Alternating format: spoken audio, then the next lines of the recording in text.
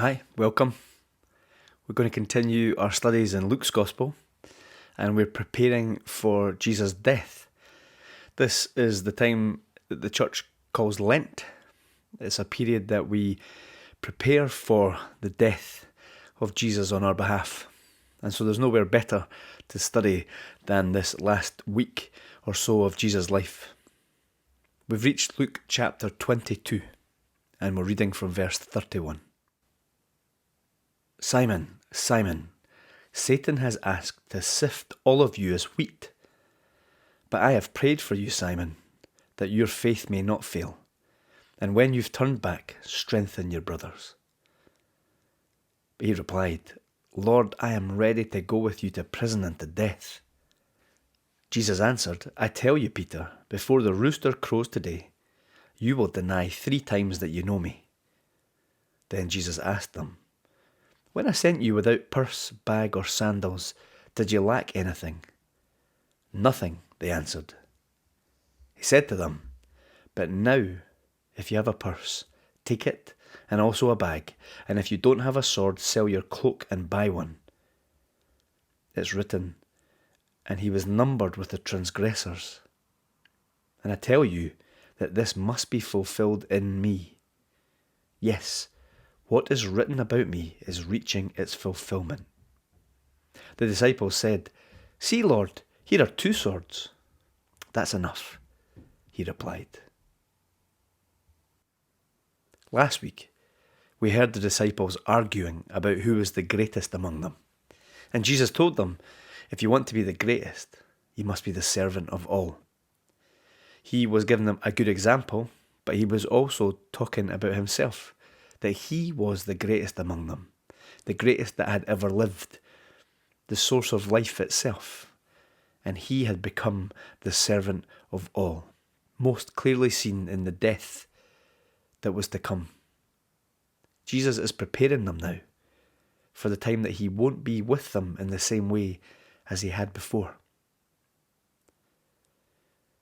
I don't know if it's relevant, but they had talked about who was the greatest among them.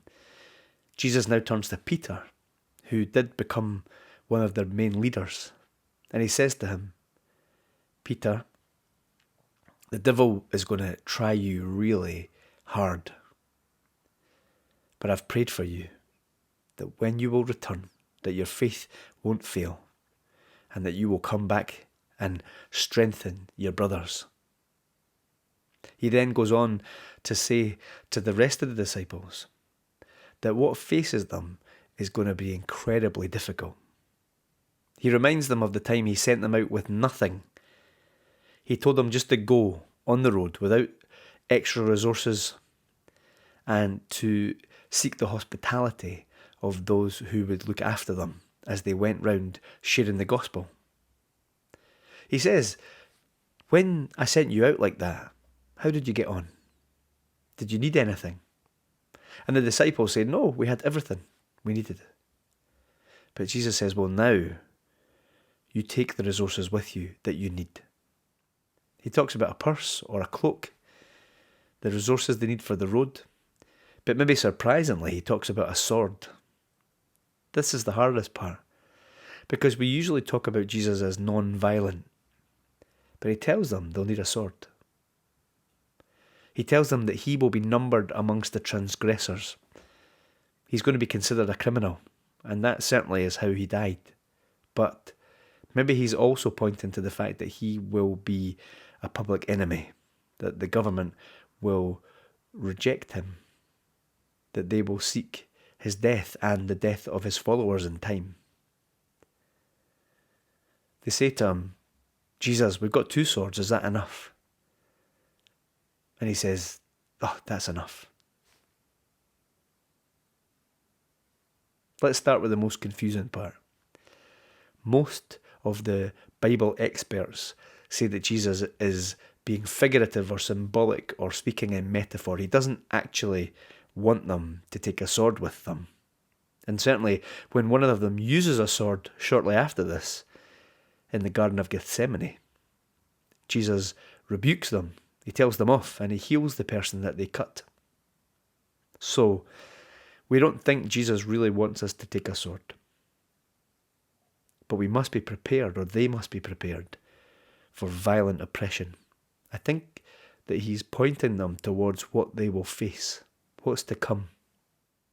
This whole text seems to be about preparing the disciples for what's to come. Peter is going to deny Jesus, and he needs to know there's a way back. As one of their leaders, he is going to be severely tempted, and he's going to fail.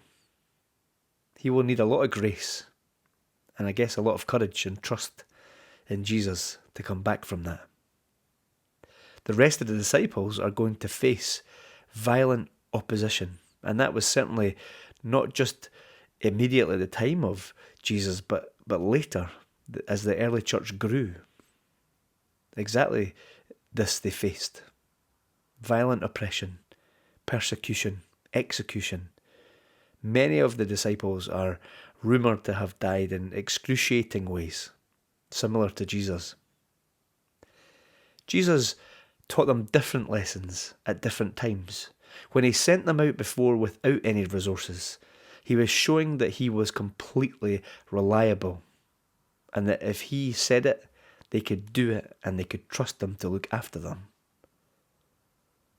But now, he is telling them to take the resources they need.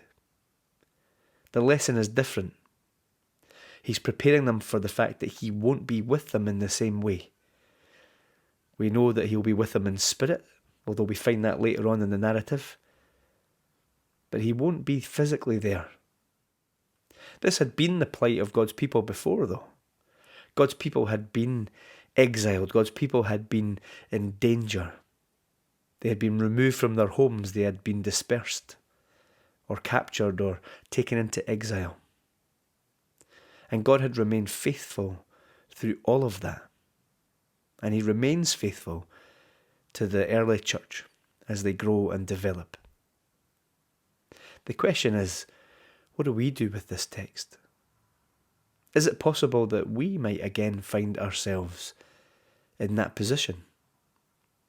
We enjoy peace in our country. We're very fortunate as Christians that we are left generally to get on with our lives.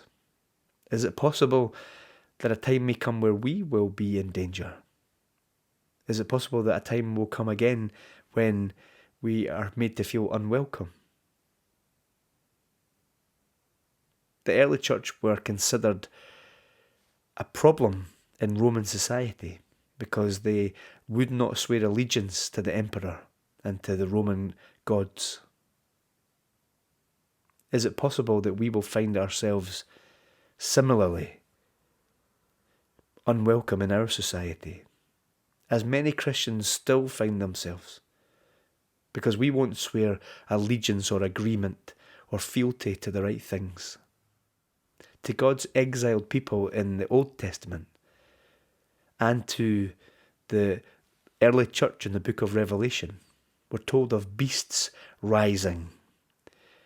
Huge, maybe institutions or kings, people or groups of people who would oppose God's people. Is it possible that the church today at some point will face such opposition? What beasts may rise? What ideas that are against the gospel may be brought before us? What might we be asked to swear allegiance to, or to approve of, or agree with, or align with? Could we find ourselves in a similar place? Our Lord is facing his imminent death in the story that we read. He would find himself opposed by the state, opposed by the officials, opposed by the religious institutions and governments from Rome. And he would die for that. We thank God that he did, because we learn that this death, as much as it was punishment upon him from the authorities and those he had annoyed and angered, but that punishment was also something that God allowed and sent. The innocent to die in the place of the guilty. Him, Jesus, dying in our place. But Jesus warns his followers that they too will share in similar fates. The question is, what might we face? And would we be able to stand firm, to believe? As we close, I want to suggest there are two things in the text that we need to take away. The first is to be prepared. Jesus was preparing his people for his death, and he was preparing his people for the opposition that they too would face. We should be prepared. It's always possible that we might find ourselves in such difficulty as God's people around the world have done historically and still do today. But lastly, we should be assured. When Peter was tested, Jesus promised that he had prayed for him, and that when Peter had come through that time of trial, he would be able to strengthen his brothers. We believe that Jesus prays for us, even today, in the presence of the Father. And his words are powerful. His prayers are powerful. Jesus spoke and speaks, and things come to be.